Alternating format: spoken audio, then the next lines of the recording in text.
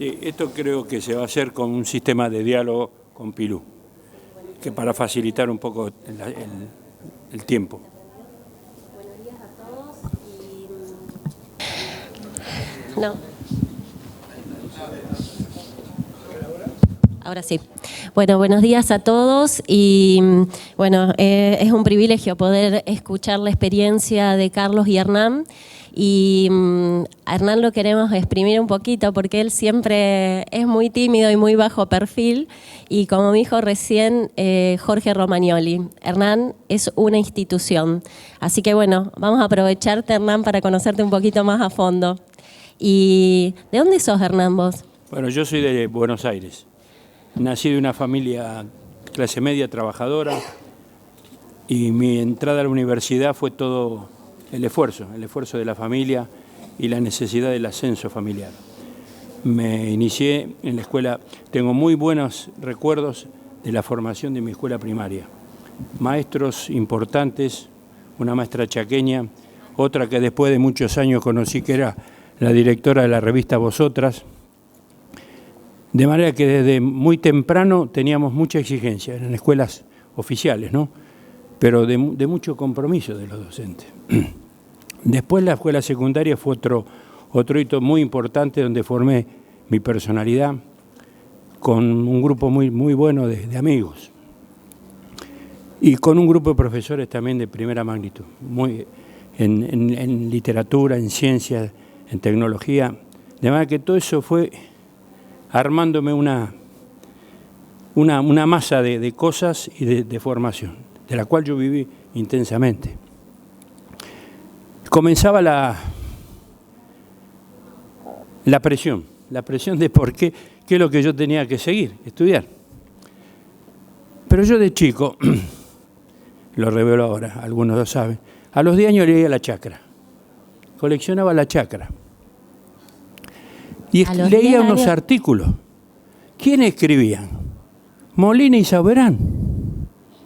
Yo ni sabía quiénes eran. Pero fue tal que el maestro de sexto grado, Fernández, me dice: Hernán, vos tenés que dar una charla de suelo. Yo cuando me dijo eso me quedé atónito. Le digo: maestro, ¿y van a entender los chicos lo que yo voy a hablar? Vos hablá y van a entender. Así que tuve que empezar a hablar del suelo en la secundaria. Pasó el tiempo. Tenía unos primos, casado uno de ellos, médico con una holandesa, los Broen, y él tenía, ingeniero agrónomo, fue el que diseñó el sistema de parques y jardines de Buenos Aires, la General Paz, todo eso. Y entonces él me llevaba, él tenía unos viveros ahí en Pilar, y yo cuando iba ahí volvía enloquecido. Cuando llegó la secundaria, yo trabajaba en una empresa constructora de la secundaria, de las 2:30 de la tarde hasta las 6:30. Como estaba en pleno centro, yo tenía una vocación filatelista. Me recorría todas las embajadas y me entregaban todas las estampillas. Y de esa relación me hice amigo de Dora Esteban, que era la secretaria de la Cámara de Comercio Argentina Portuguesa. Y ella también estaba preocupada. ¿Qué vas a estudiar vos? Y yo quiero estudiar agronomía. ¿Agronomía? Me dijo. Sí. Uy, dice, te voy a presentar mi primo que es un entusiasta, se baja de la camioneta, junta a Yuyo. Bancanudo, para que lo vayas a entrevistar. Resulta que ya era el mes de junio y había que inscribirse. Voy a la Facultad de Agronomía, entro en ese pasillo grande, esa avenida de Casuarina, era pleno invierno, no veía gente, y digo, pero esto es un cementerio. Llegué al pabellón central, pedí el plan de estudio, me perdí porque decía Facultad de Agronomía y Veterinaria, Escuela de Piscicultura y Pesca, Escuela de Floricultura y Jardinería. Digo, ¿cómo? Si yo vengo a estudiar agronomía. No, le digo, deme un plan de estudio de agronomía. Me dio, claro, era 49 materias, muy biografiado así, y yo me puse a ver, pero había términos que, dasonomía, zootecnia, que no sabía qué era. Tenía unos espasacalpes que me habían regalado mis tíos españoles y ahí empecé a buscar qué era cada materia. Y lo que me llamó la atención que decía, es el arte y la ciencia de la cría de animales, el arte y la ciencia de la cría de los pastos. Yo digo, qué lindo que es esto, la ciencia ahí. Entonces me anoté. Estaban todos en mi familia, mis amigos, no, vos tenés que estudiar abogacía con nosotros, no, vos tenés otro primo que era médico, no, vos tenés que estudiar medicina, porque... Voy a la entrevista, era el mes de diciembre, me presento en el pabellón Uvalle, dice, ¿qué decías, muchacho? Me atiende la ordenanza. Tengo que ver al ingeniero Marcelo Fulón, Luis Fulón. Sí, dice, espera que te anuncio. Espera 2 minutitos, volvió, te va a atender después de terminar el examen, eso de las 2:30. ¿Quién era, Luis Fulón? Yo ni sabía quién era. Era el primo de Dora Esteban. Salimos, me dice, ¿quién sos vos, Hernán? Sí, vos. Bueno, vamos a charlar un poquito por acá por el jardín, vamos a entrar al jardín botánico.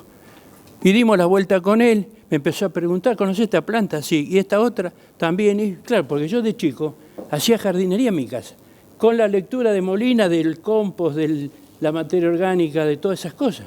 Y en el jardín pasaba la gente, veía las flores y decía, ¿pero qué le pusiste? Y eran las lecturas de eso que iba leyendo. Me atiende Fulón. No, me dice, vos te tenés que anotar en agronomía, urgente. No se haga problema, ingeniero, ya me anoté. Bueno, esas cosas fueron muy impactantes. Qué bueno. Y decidió mi vocación. Yo creo que ya tenía, la vocación la venía amasando en distintas formas. ¿Y cómo podrías resumir después, ya cuando empezaste agronomía y mirándolo hasta ahora, qué personas? Porque... No, yo tuve los impactos siempre del núcleo de amigos, de familiares, siempre interactué mucho con la gente. No soy tan tímido como parezco, pero mis profesores, el que primero me marcó fue Parodi, Lorenzo Parodi. Era el símbolo de la sabiduría y de la humildad y de la sencillez. La forma de expresar los conceptos más importantes era él. Tuve un tiempo de ayudante, me gustaba mucho botánica, pero como necesitaba trabajar, aprobando unas materias de química, me presento a un concurso de química orgánica y biológica. Gané el concurso de ayudante segundo, y hice mi carrera ahí. Hice mi carrera en la universidad. Yo a la universidad le debo todo prácticamente. Mi vida ocurrió ahí. Con el doctor Cadenas, otra persona excelente, la doctora Ordóñez, la Ceferina Ordóñez, y el doctor Núñez, de Química Analítica. Son ejemplos de gente humana y de saber. Pero ya entraba en tercer año y ya voy a Agricultura General. ¿Y quién estaba en Agricultura General? El Molina. Molina, digo, es el que yo leía. Pero no me atreví a preguntarle. Claro, cuando hice agricultura ya se me dio vuelta más la cabeza. Y me presentaba de ayudante honorario a los viajes y todo, y establecí la relación con agricultura. De esa relación después terminé trabajando con él en muchas cosas que ahora vamos a comentar. Otra persona que inventó fue Teófilo Barañao, que debe ser el tío del Barañao actual. Una persona excelente, honesta, correcta, caballerosa. Mencionarlo, él vivía en la casa que era una imitación del Palacio San José, en Devoto. Él nos recibía ahí, nos atendía y nos explicaba y íbamos a consultarlo. Tipo excelente. Y otra persona también que mucho fue todo el grupo de Sauberán Molina, después a Sauberán lo conocí, un mecenas, fundador del CREA, un tipo tremendo, humano, generoso. A Gustavo Lumber, el equipo después de Fuentes Godo, que lo conocí más circunstancialmente, y otros profesores también, la Cloti Hauch en fitopatología, que tuve de ayudante con ella, Alberto Soriano, muy fuerte por la exigencia, por la dedicación que nos daba, que no era costumbre en la Facultad de Agronomía eso. Y Domingo Coso, un silvicultor que ponía el alma, el cuerpo y todo lo que sabía para la vocación. Qué bárbaro, bueno, Hernán. Después otra cosa. No, te quiero hacer una pregunta casi personal antes de meternos en un tema que nos impactaste hace un tiempito contándonos tu experiencia, que es el tema del agua y el arsénico, pero algo casi personal. Yo también soy ingeniera agrónoma, también soy asesora, y si no manejo mi camioneta para moverme de un lado al otro, me muero. Quiero saber cómo haces vos. No, yo me muevo en colectivo. Siempre me moví en colectivo. y con la gente donde yo iba, que tenía también la movilidad. Pues mis permanencias eran 4, 5 o 6 días, pero siempre lo que traté de que cuando yo iba al campo la gente venga, porque la única forma de aprender es estando al lado. Y si uno empieza a divorciarse con las visitas, uno se va con la camioneta, el otro va por el lado, después ingeniero lo veo, qué sé yo creo que no se logra eso, que es el aprendizaje continuo a través del tiempo. Y creo que eso me facilitaba. Además, me daba el tiempo. Salía a tal hora y llegaba a tal hora. Descansaba. Generalmente son viajes nocturnos. Pero bueno, me fui desempeñando así. Qué bárbaro. En toda la distancia. En este momento de que somos tan acusados por todo lo que hacemos y lo que contaminamos y todo, Hernán hace un tiempito nos dijo, y de esto que nadie habla y es un verdadero drama y hay mucha evidencia, ¿nos contás de tu experiencia? Sí, cómo no. Yo de esta relación con el ingeniero Molino era consultor, era un hombre de mucho prestigio, muy conocido, fue el que revolucionó la agronomía en la Argentina, el que introdujo el concepto de la rotación, de la visión sistémica del sistema productivo, y de que él siempre decía, muchachos, nosotros somos productores de alimentos, y ustedes tienen que saber romper el cuello de botella en los campos que van ustedes. La misión de ustedes es romper los cuellos de botella. Venía con una botella y dice, a ver, ¿por dónde sale el agua acá? Daba vuelta, pero así sale poco. ¿Cómo sale más? ¡Pah! Te rompía la botella y dice, así salía el agua. Entonces, esa cosa gráfica era la visión de Molina, ¿no? Entonces, tuve que trabajar con él en un proyecto este proyecto que llevó a Santiago del Estero a la frontera agropecuaria. En su inicio, la provincia era el general Uriondo, en la época de los militares. El ministro de Economía era Lalor. Le dice, Molina. Es importante decir en qué año esto. En el año 68. Molina dice, ¿qué podemos hacer en Santiago del Estero? Y nos dieron 3 zonas para hacer posibilidades. Había un grupo que decía, no, tenemos que hacer casas acá, en Santiago del Estero, para que la gente se quede. Sí, dice, pero ¿y de qué va a trabajar? ¿De qué viven? Hay que crear riqueza, hay que hacer producir esto. Entonces se desarrolló todo el sector del noreste, que era un área forestal degradada. Tuvimos una férrea discusión con Ledesma, que era el patriarca de la forestación, profesor de la Universidad Reciente de Forestación. Y con él llegamos a la conclusión de que podíamos trabajar en todo el este de Santiago del Estero, limitó ese área porque eran tierras fiscales. Eso iba después a un plan de colonización, pero en principio había que saber. Entonces en eso, ¿qué es lo que vi? Pasar el primer diapositivo, los primeros. Acá hay algo que me impactó mucho en Santiago. ¿Va a ver lo que dice ahí arriba? En la catedral, instruid a las naciones. Yo cuando vi eso, instruid a las naciones. Bueno, algo tenemos que hacer para instruir a las naciones. Eso fue el impacto más grande que tuve. Entramos al norte, dale. ¿Y qué veíamos? Todo el monte, la figura, esta. Esto es lo que veíamos allá. Un monte totalmente degradado, todo arbustal, algunos que quedaban ejemplares muertos, enfermos. Y bueno, sobre ese área, ¿qué es lo que veíamos? Miren ustedes estos árboles que se achaban, se cortaban, porque había sido toda explotación forestal eso. La forestal había explotado para tanino, pero todavía quedaban remanentes y se hacían estas talas con el destino de la leña y carbón. O sea que toda esa es una foto de la invasión también de áreas con Vinal. Todo lo que se veía de ese aspecto no era el efecto de la agricultura, era el efecto de la forestación que había manejado esas áreas y habían quedado de esa manera. Ahora, ¿qué pasó? ¿Qué tenía eso? Cada área tenía un pozo. La forestal había hecho pozos para suministrar agua, que estaban a 74 metros. Y la gente, como eran tierras fiscales, tenía su hacienda y le daban de tomar de esos pozos. Otra. También esa zona tenía pastizales, los ríos secos, que eran el Aibe, y que tenían en algunos casos había habido unos principios de uso con cultivos. Esto es una visita que habíamos hecho con los chicos de la universidad en esa época, compañeros. Pero esos pastizales los usaban con el fuego. para poder tener los rebrotes del AIBE, que es un pasto amargo. Pero en la primera etapa es muy tierno y comían todo eso. Quedaban los campos así para el rebrote. Otra. Traje esta foto a colación por otra persona de mucho impacto, que fue el ingeniero Morelo. Este fue el que estudió toda la vegetación del Chaco cuando empezaron a aparecer las fotos aéreas. El estudio del Chaco argentino-paraguayo, gracias a este hombre. Y Abdo Amoli, que estaba ahí dando una conferencia. Otra.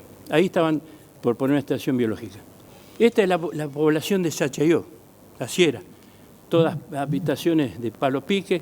Y arriba, no sé si ustedes ven, cargado de tierra. Y en esa tierra, como a veces ponían a secar los maíces, nacieron unas plantas de maíces bárbaras. Pero no era una economía de ese tipo. Aparecía esta gente en los pozos de agua porque era el trabajo del día, el agua. Pero, ¿qué es lo que notábamos? No sé si se fijan. Yo lo que notaba es esa tez pálida, mate, mucha frecuencia. Y las quejas. Ingeniero, esta es una familia típica. Ingeniero dice, se nos muere la hacienda. Las gallinas no andan, no funcionan. Se nos mueren las vacas. Cuando hablo con Molina dice, bueno, revisen un poco eso a ver qué. Bajaban los animales al lazo, el lazo duro, de cuero, para revisar la dentición y algunas osamentas que había que estaban fracturadas, quebradas. Y Molina dice, bueno, hay que analizar las aguas. Estas eran las aguas que ellos usaban continuamente. Sacaban de 70 metros con ese balde de cuero y le daban acá la bebida, y volcaban el agua y tomaban la hacienda ahí por turnos, se iban turnando. Lo primero que hicimos, ¿qué es lo que pasa ahí? Que se muere las gallinas, las aves. Son muy sensibles, eran salitre. Pero ¿qué otra cosa más? Y había que averiguar. La dentición también marcaba fluorosis. No nos gustaba nada. Muchos hacían mezcla. Tenían algunas zonas que represaban y mezclaban ese agua con la que sacaban para ir disminuyendo. Pero decidimos hacer un trabajo con la universidad, con el ingeniero Sperati, la cátedra del doctor Márcico, y empezamos a analizar sistemáticamente toda esa zona, desde Pampa de los Guanacos hasta Monte Quemado, la calidad. ¿Qué es lo que nos detectamos ahí? El arsénico y el flúor. Era tremenda la cantidad, los límites superaban 5, 6, 7 veces lo que se permitía. Una de esas personas que estaba así no bien, nos pidió hacerse ver en Buenos Aires, lo trajimos a Buenos Aires. Y ahí detectamos que eran problemas de cáncer. Cuando tuvimos estos análisis, me dice Molina, andate a ver al doctor Trelles, al ingeniero Trelles, que era el profesor de ingeniería sanitaria. Consultale lo que vos encontraste. Y me dice Trelles, mire, Otamendi, acabo de escribir un libro, el problema de cáncer de piel en la cuenca del Carcarañá, de Marco Juárez y demás. Dice, aquí hay una relación íntima entre el arsénico y el cáncer, y fundamentalmente en ese caso de piel. Pero le voy a dar otro dato del flúor. Me trajo una foto de África, donde la gente joven empezaba a tener una coraza ósea por soldadura de las vértebras. Dice, esto es otra enfermedad muy importante que va terminando con la menor duración de la vida de la gente. En esas primeras áreas, este es Molina, el famoso Molina. En las primeras siembras que se hicieron en algunos de esos lugares bajos, que era el campo de los Rodríguez, ya había algunos pobladores que estaban trabajando. Y bueno, estas son las primeras siembras. Esta es la finca Juan Galán de unos amigos allá en Jujuy. Nos tocó en ese momento que estábamos haciendo un trabajo en Jujuy sobre aguas calientes, ir a revisar, nos dan una orden de que viene un experto internacional con el ingeniero Huergo, que no sé si será un tío de Huergo, para acompañarlo a recorrer el río, el Bermejo, la cuenca Bermejo. Ahí está él, Barclay. Y yo siempre pongo esa foto donde el sabio le enseña al nuevo. Y él estaba viendo ahí, ese hombre era un tipo que estaba cortando cedros, pero haciendo un área para su agricultura, esa agricultura itinerante que hacían, el rosado que le dicen, que cortan, desmontan, van sembrando y se van moviendo. Y entonces él explicaba qué es lo que estaba pasando, un poco en términos gringos, ¿no? Y nosotros de traductores, de qué importancia que era tener la vegetación. No está la otra foto. La del Bermejo. Bueno, no, esta no es. La otra. Bueno, pasarla tiene que estar. Bueno, entonces ahí en el río Bermejo, ¿qué nos encontramos? Que eran las mejores tierras para la explotación de caña. Según él, nunca había visto suelo de ese tipo, pero la erosión, fundamentalmente de la costa, iba erodando totalmente esa cuenca y la que viene a parar acá al Río de la Plata. Era en esa época la famosa Cuenca del Plata, que buscaban darle salida. Había un plan del almirante Portillo más viejo, donde pedía la navegabilidad de esos cauces, pero había que resolver el problema de erosión por el embanque. Así que eso también fue muy impactante. La otra fue la intoxicación que encontramos en el Salado. En el Salado estuvimos en el dique de Figueroa. Un día, en el mes de noviembre, cuando nos acercamos, la gente desesperada. Ingeniero, dice, tenemos problemas, los chicos se nos enferman, están con diarreas, algunos están vomitando. Era el dique una cosa colorada, azul, verde, como si hubiesen echado pintura de 50 centímetros. Le digo, Molina, pasa esto. Urgente, mandar las muestras a Santos Soriano, que era el microbiólogo, un tipo excelente también en la formación de muchos de nosotros. Aquel fue ayudante de él también, el Osana. Son las anabaenas, dice, son retóxicas. La cantidad de nitritos, porque analizábamos el agua, desde el dique 40 kilómetros. Tenía una cantidad de nitritos impresionante. Dice, che, pero ¿por qué no riegan con este agua? Pero eran tóxicas. ¿Qué quiero decir? Que hay muchas causas de toxicidad que influyen en los humanos y antes del uso del glifosato y antes del desmonte. Que a raíz de una publicación que dimos en regionales, se originó esta controversia. Porque yo no puedo poner de que porque hago fumigaciones, paso el monte, era una cadena para Al Jazeera, fumigando somos los destructores de la humanidad los argentinos. Y no es así. Entonces, creo que no había peor cosa que no decir la verdad. Y la verdad es que vos tenés que tener antecedentes de cuáles son otros problemas que hay ahí como para originar mortandad y no simplemente por una aplicación aérea o por un número de aplicaciones como una doctora del Chaco había expuesto. Número de aplicaciones, número de cáncer. Y qué mejor autoridad con el respaldo científico y la validación de todo tu trabajo de tantos años. Bueno, los trabajos yo no los pude traer todavía. Hernán, lamentablemente... Debe estar en el 6º Congreso de Suelo, ahí pasamos en Córdoba, está toda la información. No hay problema, eso seguro lo podés compartir. Te agradecemos muchísimo. La verdad que puedo decir que creo que nos quedaríamos horas escuchándote con toda tu experiencia y definitivamente la curiosidad desde temprana edad, estar siempre atento a las pequeñas, a las grandes cosas, siempre ofreciéndote, siempre en una actitud de vocación, de servicio, de esfuerzo y bueno, como siempre, al punto que llegamos cuando tenemos a una gran persona al lado, siempre los principales valores son la generosidad y la humildad. Y definitivamente es lo que vos... No somos grandes personas, cumplimos con una obligación simple. La sociedad nos dio mucho. Tenemos que retribuir lo que la sociedad nos dio. Gracias, Hernán. Tenemos que hacerlo con generosidad. Siempre nuestra idea con Jorge, trabajando en conjunto, fue darnos todo lo que podíamos a la gente. Sí, es imposible separarte de Jorge Osana, es verdad, los dos siempre por todos lados. Gracias, felicitaciones y es un orgullo para Presid que seas parte de toda esta institución. Muchísimas gracias.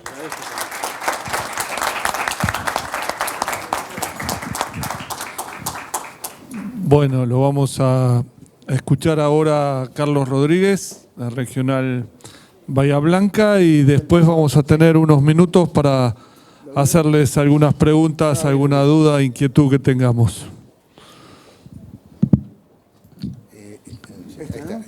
Ahí, abajo. Esta. Ese. Y hay que poner acá. Buena suerte. Hablar con un micrófono, sí. Buenos días a todos y muchas gracias por estar acá. Si bien anoche con la fiestita que tuvimos de las regionales y el Fernet que estaba dando vuelta, me imagino que a muchos les habrá costado levantarse temprano hoy, así que muy agradecidos por estar pese al festejo de anoche, no, que entre paréntesis estuvo muy bueno, así que lo disfrutamos todos. Bueno, yo el tema que voy a tocar es de un tema que realmente después de 28 años que estoy ejerciendo como asesor técnico siempre de grupos de productores, y lo quiero hacer sobresalir, el tema de productores, que gracias a ellos he aprendido muchísimo en mi profesión, con los cuales siempre he tenido una excelente relación, pero quiero manifestar ese agradecimiento de la buena relación y del diálogo y del vínculo que siempre hemos tenido como asesor. Realmente uno se siente en ese sentido beneficiado enormemente, ¿no? Así que quiero agradecer muchísimo a lo largo de todo este tiempo esta relación. Siempre dando presentaciones desde los técnicos, esta vez me toca dar una presentación desde el humano, ¿no es cierto?, del comportamiento de un grupo. Y eso también implica un lindo desafío para esta oportunidad.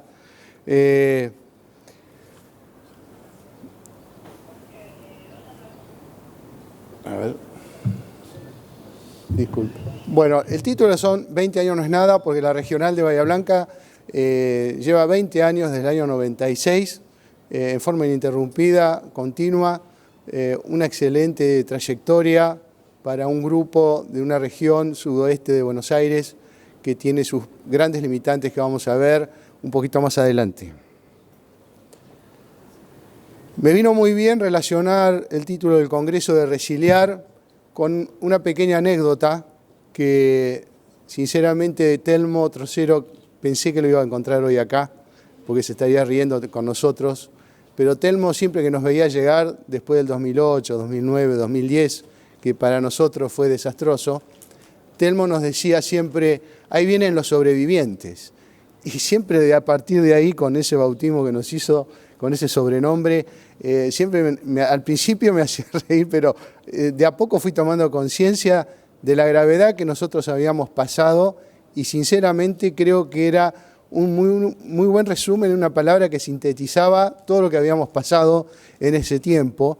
Así que rescaté esa palabra sobrevivientes porque sinceramente sobreponerse a los malos momentos, el grupo lo supo llevar, se mantuvo firme pese a todos los desastres que teníamos, tranqueras adentro y tranqueras afuera. Y eso fue compartiendo información y generando nuevos conocimientos. Y es ahí donde yo valorizo muchísimo la actitud del grupo, que realmente se supo mantener pese a las muy malas condiciones que teníamos. Pero también quiero hacer sobresalir algo que para nuestra región es significativo, que es uno de los pocos grupos, yo diría el único, que ha podido sobrevivir durante 20 años continuos. Hubo otros grupos, hubo grupos ACER de las cooperativas o Cambio Rural, pero ninguno de estos pudo mantenerse durante tanto tiempo y eso creo que para nuestra regional es un gran mérito que lo quiero hacer sobresalir y eso se debe especialmente a esta garra que le han puesto los productores. Digamos que nada grande se ha hecho sin una gran pasión y creo que esa frase sintetiza muy bien el sentimiento de nuestra regional, que realmente a través del tiempo han demostrado una evolución que fueron desde un grupo de afinidad de amigos que iniciaron con una visita a Crobeto en Chile, fue transcurriendo el tiempo, se fue agrandando la regional, tuvimos un gran desafío que fue el recambio generacional y que últimamente este recambio generacional terminó siendo de una incorporación de muchas de las chicas que ustedes ven ahí, que además de agregar valor al grupo con su visión, también nos ha agregado una dosis de belleza, por supuesto. Pero realmente muy contentos de haber podido, creo, cumplir con este desafío que para todo grupo, porque yo tengo experiencia de otros grupos que no han podido pasar ese difícil momento que es el recambio generacional. Afortunadamente, nosotros lo pudimos hacer. Y lo de las chicas creo que es una gran diferencia que me gusta también hacer sobresalir. El desafío del sudoeste requiere mente fuerte, yo lo sintetizo de este modo, para enfrentar tanta variabilidad de clima y suelos que tenemos, ¿no? Sinceramente, cuando uno ve los mapas de suelo o ve la erraticidad de las lluvias, siempre es estar conviviendo con esta altísima variabilidad. Bueno, solo un grupo comprometido de productores apasionados hacen posible el avance lento pero firme, y esa fue una de las otras virtudes que tuvo la regional. Nuestra regional en este momento tiene 20 establecimientos, y de los 20 establecimientos de productores, porque remarco nuevamente, si bien hay incorporación de muchos profesionales, ingenieros agrónomos, veterinarios, contadores, todos son productores. No hay nadie que esté relacionado a una línea comercial ni a otro ámbito, son todos productores. Y esto realmente lo quiero hacer también sobresalir. La región nuestra tiene dos subzonas claramente definidas. Una es la zona costera, que abarca el partido Coronel Dorrego y Coronel Rosales, que está sobre el mar, y la otra es la subzona que es serrana, con un ambiente también muy diferente al costero. Y de las últimas incorporaciones quiero hacer sobresalir los últimos 2 miembros que se incorporaron como institución, que uno es un campo de agronomía que tiene la Ruta 33 en un lugar muy difícil por tipos de suelo, por clima también, y otro es más al sur, que es un campo en la zona de Río Colorado, en Pedro Luro, donde el campo es 200 hectáreas, es un consorcio de 10 productores donde realizan todos los ensayos bajo riego y donde quieren ahora implementar la siembra directa en esas condiciones de riego que se hace por inundación fundamentalmente, ¿no es cierto? Entonces es un gran desafío para ellos también. Quiero hacer sobresalir porque además de los productores clásicos, estas dos incorporaciones nos han dado también un nuevo agregado de valor muy importante. Para representar sintéticamente lo que es la variabilidad de los suelos, fíjense que tenemos un cuarto de suelos muy someros, o sea, de menos de 50 centímetros de profundidad la tosca, de entre 50 y 80 son someros y es otro cuarto, y recién la otra mitad son suelos profundos que están entre 80 y 1,20 m, tampoco es que, salvo algunas honrosas excepciones, que superan eso. Pero este es el promedio de un trabajo que hizo una tesis de un estudiante de agronomía, Matías Lamarre, en la Universidad del Sur, que se tomó el trabajo de todos los partidos a hacer este censo. La variabilidad climática de los dos ambientes, el costero y el serrano, entre los meses de julio y noviembre, que para nosotros son los meses más importantes, que se desarrollan las actividades de cultivos de fina y también de forrajeras. Así que fíjense la variabilidad que hemos tenido en los últimos años y el porqué también de lo que hemos pasado de situaciones tan difíciles. ¿De dónde venimos? Esta es una foto del año 95. Esto yo lo quería poner también porque ocurrió en el 2008 y 2009 al sur de Bahía Blanca, e inclusive en algún congreso pasado también se presentó fotos.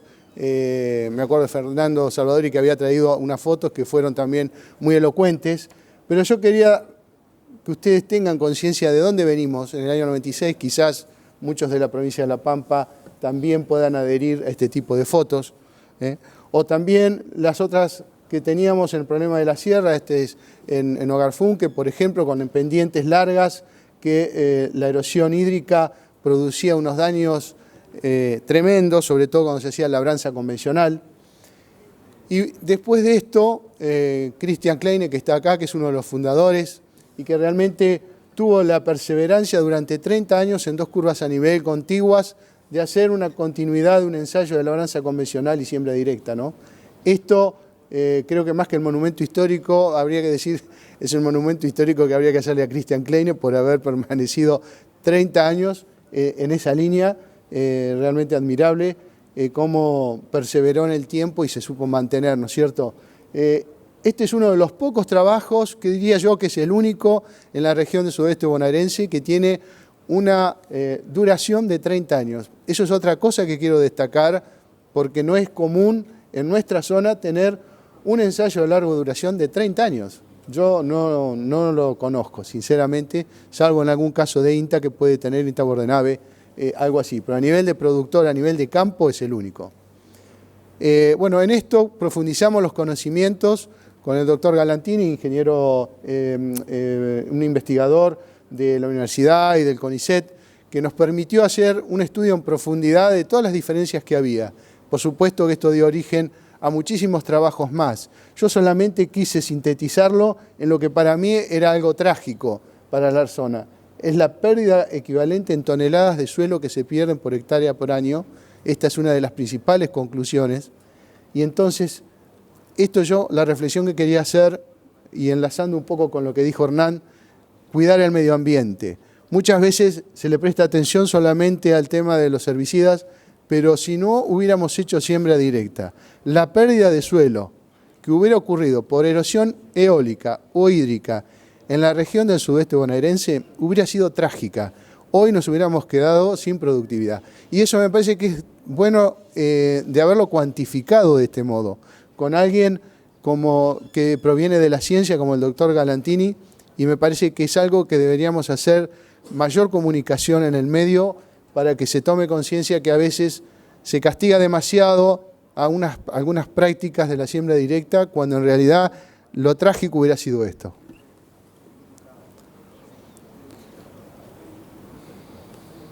Me pasé una.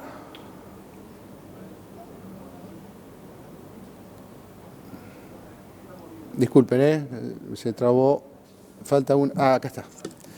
Lo que hay que entender. Los sitios marginales para la producción sufren la paradoja productiva de, por su fragilidad, son los más vulnerables a la degradación, pero a su vez son los lugares donde más cuesta alcanzar eficacia con prácticas conservacionistas sustentables. Esto fue también algo que lo fuimos sintiendo en las diferentes UPAs que organizamos, ¿no? Realmente esto nos hacía transmitir desde muy cerca a todo el público que llegaba, que no estaban convencidos, por lo cual la regional hizo muchísima docencia a lo largo de estos 20 años en transmitir, pese a estas fuerzas que siempre hay en el medio de una idiosincrasia del productor que se negaba en principio a la siembra directa.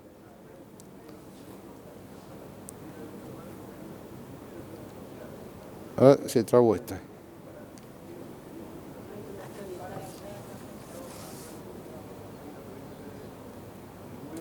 A ver. ¿Lo paso con este? Sí.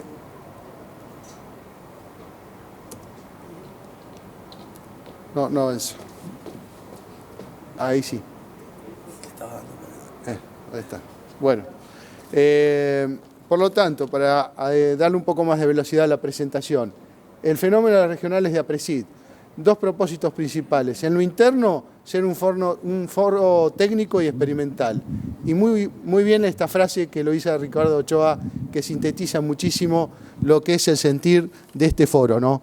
Se dice que 10 miembros en un año aprenden lo que uno por su cuenta en 10 años. Esto sintetiza mucho la fuerza de lo que es un grupo y de una regional cuando debaten entre sí, y es toda una riqueza que se va creando un nuevo conocimiento. En lo externo fue difundir las prácticas agrícolas y ganaderas en siembra directa. Las UPAs que hicimos, 11 en total, en 20 años, nos dieron también esta oportunidad. El trabajo grupal, rescatar esto me parece que es fundamental para interpretar lo que es la riqueza de una regional. El aporte de datos que van dando cada uno de los productores con sus planillas de cada lote de cultivos de fina y de gruesa nos permiten hacer evaluaciones de los cultivos, hacer nuestra propia estadística, sumamente útil para un medio que no hay nada, absolutamente nada de estadística, y esto es muy importante cuando nos tocan ir a dar charlas a los estudiantes de agronomía o alguna otra institución, presentar información propia, objetiva, en el cual me parece que es sumamente claro para el público poder interpretar lo que hemos pasado en los últimos años. Dentro de las nuevas alternativas surgió la arveja con muy buenos resultados en los últimos años. Los cultivos han sido cada vez mejores en siembra directa de arveja, facilitó muchísimo después los rendimientos de los cultivos posteriores a este antecesor. Otros avances técnicos recientes fueron, luego de muchos años de frustración en cultivos de gruesa, se empezó a trabajar con bajas densidades en maíz y soja, y en este último año hay rendimientos que nos están sorprendiendo, y sinceramente esto fue para nosotros otro gran desafío, otro gran aprendizaje. Estas son fotos que sintetizan un poco los cultivos de baja densidad. También rescatar lo que hemos hecho en lo interno, la trayectoria propia, ¿no? Ante tanta diversidad del sudoeste bonaerense de clima y suelos, creemos que más hemos aprendido de lo diferente que de lo semejante, y esto es la gran novedad. En general los grupos han aprendido mucho de estar con condiciones semejantes. Nosotros fue al revés, aprendimos de la diversidad. Y en lo externo fue la gran cantidad de trabajos que hemos hecho gracias a los convenios que hemos tenido con diferentes instituciones. Destacable, por supuesto, con lo que hicimos con Juan Galantini, de una participación de los productores de la regional durante más de 10 años. ¿Se imaginan? Productores que prestaron el lote durante 10 años para que Juan Galantini pueda establecer los ensayos y respetarlos en todo ese tiempo. Sinceramente fue también otro gran trabajo grupal, muy comprometidos. ¿Qué generó? Generó todo esto, las 2 revistas de APRESID, generó tesis, generó magíster. Sinceramente, estos son como medallas olímpicas que nosotros las guardamos como grandes valores. Y ya estoy terminando. Otros convenios con el INTA, con la Bolsa de Cereales, más recientes. Pero, por último, el valor central de APRESID es la innovación. Nos proyectamos a un futuro que nos espera y reclama más y más. Vanguardia es la palabra que a todos nos está un poco en este momento picando dentro de lo que es las mesas técnicas de APRESID, y creo que hay que volverlo a poner en el tapete y discutirlo y debatirlo para dónde es que hay que orientar esta vanguardia. Y por último, quería despedirme con este pequeño video, que es la parte final del video que ustedes vieron en general. No tiene el sonido, lamentablemente, pero sí, lo importante son las palabras y ese reconocimiento a Ricardo Ochoa, nuestro fundador, nuestro alma mater, que ha escrito gran parte de toda esta letra, y también a un miembro que se nos fue, como Carlos Freycinet, que fue un gran hombre que nos deleitó con su humor. Y por último, nadie sabe tanto como lo que sabemos juntos. Bueno, muchas gracias.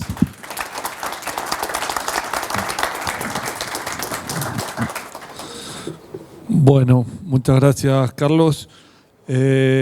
Si alguno tiene alguna pregunta tanto para Carlos o como para Hernán, lo puede hacer ahora en este momento. Más allá de compartir mucho tiempo con Hernán, pero escuchándolo hoy, y siempre es un placer escuchar a Hernán, me gustaría saber, porque supongo que tu formación en agronomía no fue justamente sobre siembra directa, sino sobre convencional, ¿verdad? ¿Qué te movió a empezar a practicar la siembra directa en ese momento? Qué pregunta linda. Nosotros con el Jorge, que está acá presente, siempre nos lo dije antes, ser útil socialmente. Nosotros tenemos que ser útiles a la sociedad, tenemos que devolver lo que nos han dado. Si uno tuviese que devolver todo lo que han dado, no alcanzan los días del año. Entonces, estamos trabajando junto con Molina en un plan de prevención de sequía e inundación en la provincia de Buenos Aires. Fíjese usted esto, ¿no? Plan de prevención de sequía e inundación, que era un trabajo de cuencas, donde tuvimos que delimitar las cuencas y después ir productor por productor para indicarle la necesidad del trabajo conjunto. Nos llevó 3 años eso y logramos formar un grupo de productores que trabajaban a nivel de cuenca. Sembraban en el bajo, venía la lluvia de marzo y le llevaba el girasol. Sembraban en la loma, se le volaba todo, ¿viste? Eran médanos. Esas eran las chacras de Deró. Eran gente trabajadora, medianos productores. Nosotros estábamos movilizados. Teníamos además la otra movilización, la erosión. Molina era un tipo que en eso no daba tranco, no dejaba nada por hacer. Fue el que combatió toda la quema de los rastrojos en la zona pampeana junto con Sauberán. Nos llevaban los alumnos a los lugares de los pueblos a discutir con los productores todos estos problemas de erosión que ellos ya veían. Sauberán tenía la estancia de él en la costa del Carcarañá, detrás del INTA, y veía lo que estaba pasando con la quemazón de los rastrojos y con el monocultivo que se estaba ya haciendo en esa época. De manera que ya veníamos impulsados. Nosotros empezamos a trabajar allí en la zona del límite de San Luis, porque en el año 68 la pradera pampeana quedó sin alfalfa y no se sabía qué era. Unos amigos de Jorge nos piden si nos podíamos ir a ver allá qué pasaba. Jorge le digo, mirá, debe pasar lo mismo que acá. Vamos. Claro, vamos. Era la alfalfa que había sido devastada por el pulgón, las alfalfas nuestras no se había. Pero en Córdoba nosotros habíamos empezado a trabajar cómo sustituir la alfalfa. Y era con los melilotus. ¿Por qué con los melilotus? Con Sauberán, en una de esas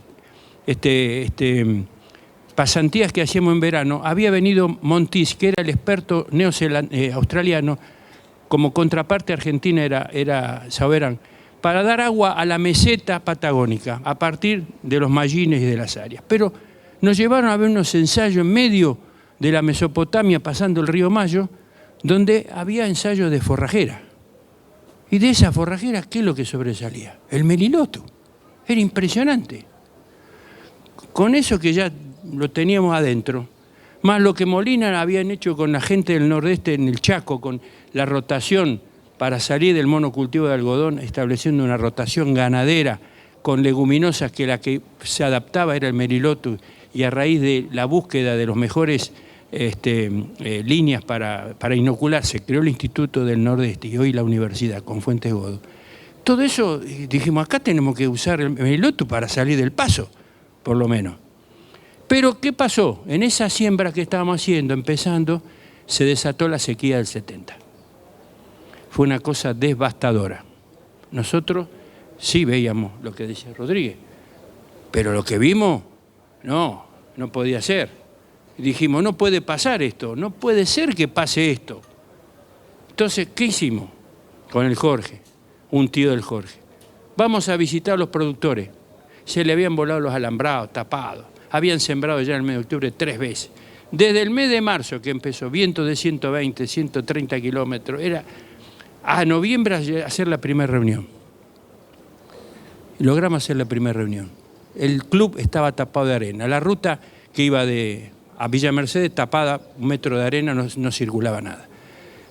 Entonces nosotros buscamos la solución, hablamos de las coberturas, sacamos los sistemas, cambiamos la labranza que era con reja, pasamos a la labranza de pie de pato, a la labranza vertical. Fue toda una etapa nuestra, de nuestra vida, detrás de esas cosas. Hasta que, con un productor que Daita, fallecido, leíamos a Phillips en la gira del CREA, porque nosotros, nuestra formación ha sido CREA, pero fundamentalmente formamos el primer grupo de productores con esa sequía, para después hacerlo CREA. Nos convocamos, nos planteamos, se armó la discusión, nos obligaron a hablar del maíz y del sorgo cuando volaban todos los campos. Le digo, Jorge, ¿qué vamos a hablar del maíz si se están volando los campos? No importa, dice Jorge, tenemos que hablar porque no han pedido. Bueno, vamos. Se armó la discusión a las 3:30 de la tarde. Se dividieron en dos. Era la época de los híbridos. No, ustedes vienen acá porque nos quieren obligar a que dejemos de sembrar. Para nosotros los maíces son la base. No, eso nos pasa por dejar la alfalfa, porque éramos invernadores, nos pasa. ¡Pum! Se dividió en dos. Después enteramos porque se vio. Uno era radical y otro peronista, pero no importa. Bueno, ¿qué quieren hacer? Trabajar en grupo. ¿Cómo es eso? Así y así. Tenemos que ir una vez cada uno de los campos, los que quieran, los vamos a visitar.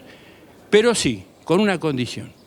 Como amigos entramos y como amigos nos vamos. ¿Y cuánto tiempo? 4 meses. Ustedes ponen los gastos y el alojamiento y nosotros vamos a venir. Y así empezó a funcionar el grupo y duró 30 años. Sigue el grupo. Entonces, ese fue el objetivo. Cuando aparece la siembra directa, era lo que veníamos, era lo que añorábamos de alguna forma, porque no se sabía cómo se veía. Me acuerdo, Molina me dio un prospecto de la Universidad de Estados Unidos, de Illinois, donde están los primeros prototipos. Y yo también le hace esto. Yo no entendí un corno, ¿viste? Pero lo leí. Me pareció interesante, pero no se concretaba. Pero para nosotros fue otra cosa, otra prueba la siembra directa. No solo que ya el castigo de la erosión y eso nos abatía, aparece el mal de Río Cuarto, una enfermedad virósica que afectaba al maíz, que estaba relacionada con la fecha de siembra. Que cuando vos sembrabas en el mes de noviembre, se te armaba todo el despiole de la virosis. Pero, ¿por qué sembraba en noviembre? Porque no podía sembrar antes en octubre, porque no llovía, porque no había agua. Bueno, con la siembra directa, cuando llovía los 20 milímetros de septiembre, octubre, podíamos sembrar maíz y así escapamos de esa enfermedad, que es terrible. Bueno, por eso te digo qué significó para nosotros la siembra directa.